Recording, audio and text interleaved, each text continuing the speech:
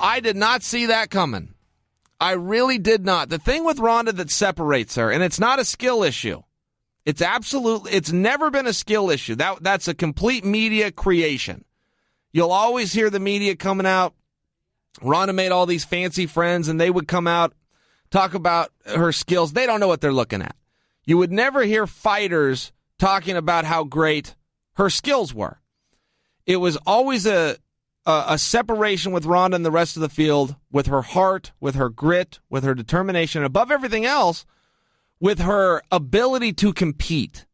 She's had a lifelong experience in setting a date, setting a time, setting an agreed-upon weight class in a confined, prearranged set of rules and circumstances. She's dealt with the stresses, the pressures of that, walked out and competed with another person and found a way to get her hand raised. That's rare. That's a really rare thing, particularly for the women. Women are not given the same opportunities as men, and they haven't been historically. So even in the world of MMA, when did they get into the UFC? 2012-ish? End of 2011? Somewhere right in there? So there's just not a whole lot of time to get a whole bunch of matches in, but Ronda was different. Ronda was different coming up with that judo background. She was able to go out there and compete, and that's what separated her. That's what separated her from everybody else. The thing with Holly Holm is Holly also had a big competitive background. She really did. So did Sarah McMahon. Sarah McMahon did as well. There are exceptions to the rule, but even Holly hasn't had the ability to compete as many times as Ronda. You can't as a boxer. In wrestling and in grappling and judo like Ronda did, you can go have 5 or 6 matches in one day, and then the very next weekend go and do it all over again somewhere else. In boxing, it takes some time. You get one match in, then you've got to recover. You go back to the gym a couple of months later, you get another match in. That's if you're lucky. That's if you're busy and active. So it is different. But I didn't see, and I don't think anyone else did, I didn't hear anybody actually say this on the record, that Holly was going to be able to control the space. And that's what she did so well. On paper, she was a better striker. I didn't buy it. I personally didn't buy it, and I had good reason to not buy it. She'd fought in twice in the UFC.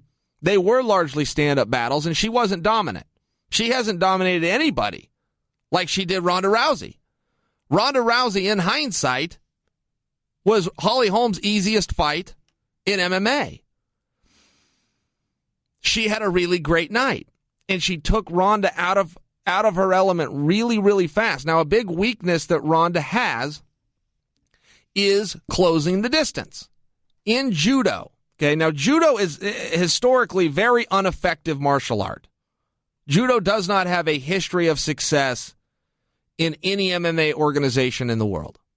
Ronda was the exception, but it comes back to my original argument that with Ronda, you get the determination, you get the grit, and you have the ability of an athlete to go out and compete. That's what separates her. But with judo, if you just look at this physically, take the mental side out, you just look at it physically, judo must not only be locked up with their opponent upper body, but they must also get their hands locked for their techniques to then come into play. For a wrestler wants somebody to throw a punch or kick at him. A wrestler walks out there and is just dying for that person to throw something at their head. They can change elevation, come underneath, and attack below the hips. In judo, they don't attack below the hips. They really come waist up, and that changes the posture. That changes your posture, which means in that split second where you've got to go from the open to the clinch, you're susceptible to being punched, and that's what happened to Ronda. She was punched. She was punched so hard. Holly hit her so hard, and it changed the fight. You saw Ronda's face change. You saw her expression change. People were saying she looked tired and out of shape. What you were seeing there, guys, was you were seeing an athlete that was now dealing with stress. If you add stress to an environment, you're going to create an exhaustion and a fatigue that you can't duplicate on its own. A person can go out and practice every day and spar 5 or 6 or 7 rounds. They can go run for 2 hours. You add stress to that environment, and they're going to be exhausted 2 to 3 minutes in. When Ronda got hit and she got hurt for the first time, when she felt the panic of not being able to close that distance, get to her upper body tie-ups, that panic, that adrenaline, that stress is what fatigued her. It wasn't that she was out of shape. That really changed the fight. And nobody saw that coming. Now, Holly, I will stand by my claims that I don't buy her boxing championships, but they were championships, okay? My resistance has always been, and it still is, this isn't going to change, world championships. The architecture in boxing and the organization of boxing is terrible and disgusting, and I refute it. And they will hand out a world championship just as sure as they'll hand out a medal at a little side tournament. Every event in boxing is going to have a main event, and every main event they're going to crown the person a world champion. That's what I resent. The other side of that is they're still championships. They're championships of some sort. Whether it was a club championship, a local city championship, a Golden Gloves championship, it should have been called something other than a world championship. But the bottom line is Holly won them. Same thing goes in MMA. When she got put into this spot as the number 7 ranked fighter in the weight class, so many people resisted and said, well, she's only had 2 fights and she didn't look great. Well, that's true. She did only have 2 fights in the UFC, and she did not look great. But she won them.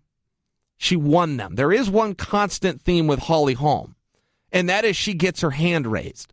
She also knows how to compete. Ronda is not going to do great in a rematch. I believe that there is going to be one. I think that's just what you do. Historically, that's what happens, and you will do mega business on that night. The recipe for this that has been followed from the beginning of time in combat, whether it's UFC or boxing, it starts with a lie. Okay, the first ingredient in the recipe of a rematch starts with a lie. Somebody from the camp leaks, or Ronda herself tweets a lie. My shoulder was hurt. My ankle was hurt. I had food poisoning. Some kind of a lie surfaces, and then the media runs with it. They make the big excuse. Another good one is I lost focus. I was busy. I was doing media, but now I'm really buckled down. Another common one: fire your whole camp, start over with a new team. You have to build some kind of a storyline like this. Now, none of them are true. None of them ever equate. A person that gets beat that bad never comes back and flips the script.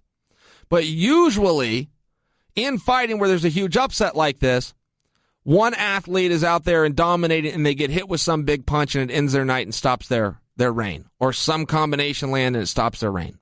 That's not what happened. Holly Holm absolutely dominated her from start to finish. It was not even competitive. I hope as a sports fan for the first time in combat history that when Ronda does speak, she's the first one to ever tell the truth, which is not my ankle, my shoulder, my food, none of that. I hope as a sportsman for the first time ever she comes out and says, Holly Holm's a better fighter. That's why I lost. And TV guys and future actors, he'd take them in his garage and backyard and he'd rough these guys up. The only difference was they were bigger wimps than he was. So the legend got to grow and the legend got to continue. And Ronda had a lot of that too.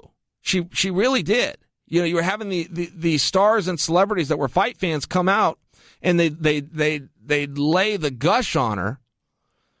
They didn't know what they were talking about. They didn't have the foggiest idea. The one thing you didn't see a lot of as it pertained to Ronda is you didn't have a lot of fellow fighters coming out and saying, man, that's the skill set I want. Wow, there's something unique going on there. You didn't have a lot of that, but you did have fight. I'm one of them that said, man, now there's something special there. There's something gritty. There's something raw. Great ability to compete.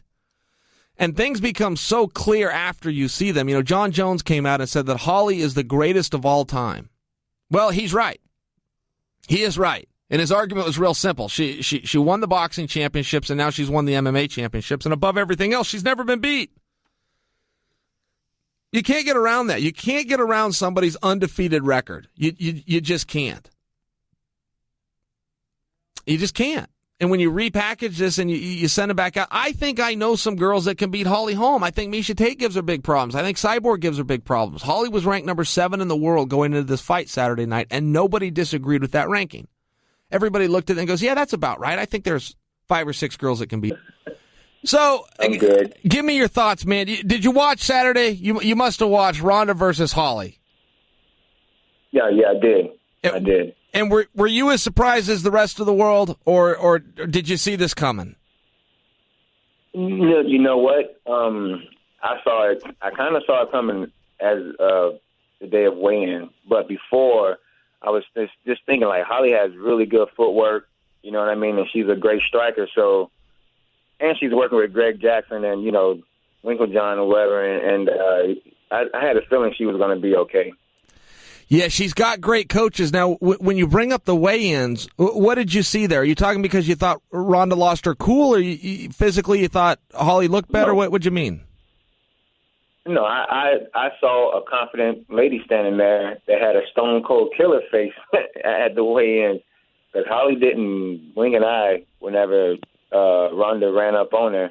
She held her ground. You know, most girls, you know, they talk, they show some type of fear. Holly didn't show an ounce of fear to Ronda, and I think that got in her head a little bit. Yeah, so I saw the same thing, but here's what I chalked it up to. When that happened, I chalked that up to Holly's been so nice and respectful. Ronda hasn't been able to get in the right frame of mind. You know, Ronda is kind of like a Michael Bisping. She's got to be pissed off at her opponent, even if she's got to make it up. And I thought, okay, Ronda's making this up. Holly didn't do anything there, but okay, that's fine. She's getting prepared. But when she walked into the ring on Saturday night, she did not have the same look in her eyes. She was trying to. She was trying to put on that face. She was trying to put on the walk, but it wasn't there. Did you see that as well?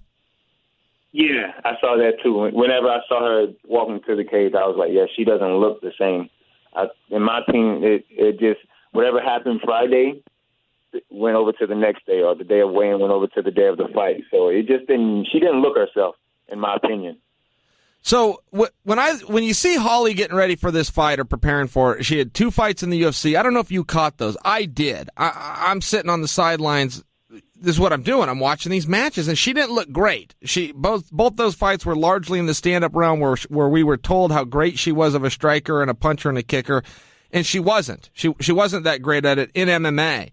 The best I've ever seen her look was Saturday night. She's never been as dominant as she was Saturday. Why do you suppose she was able to have her best performance at the time when she should have had her worst? Well, you know, in my opinion, when you're a champion, you step up whenever it's time to step up, you know, at the right time. And Ronda stalked her so much and chased her so much. She kind of just walked into punches and stuff like that. You know, kind of made it easy for Holly to stick and move. And you know, I was just impressed because, like you say, Holly wasn't that impressive her previous fight, and I knew she was good, but she looked amazing this last fight. Yeah, she sure did. Now, you know, historically, what happens when you have one of these big losses like this is the big excuse gets laid out eventually. Eventually, the tweet comes out, the story gets leaked that she was sick, that she was hurt, that she was tired. Some kind of an excuse gets made to lay the groundwork for a rematch and get the fans to believe that there could be a different outcome. You as an athlete, I mean, the gap between the two of these was pretty darn huge. This was not a competitive fight. Do you believe in, let's say, a 6-month turnaround time, which would take us right about to UFC 200, which I imagine is where they would want to do this rematch? Do you imagine that Ronda could close that gap? Is there any kind of training, any kind of anything she could do to close this huge gap and then surpass Holly? Can you envision Ronda beating her in a rematch in 6 months? I mean, it's very possible, but in my opinion, you know, this is just my opinion. She probably should get a new coach.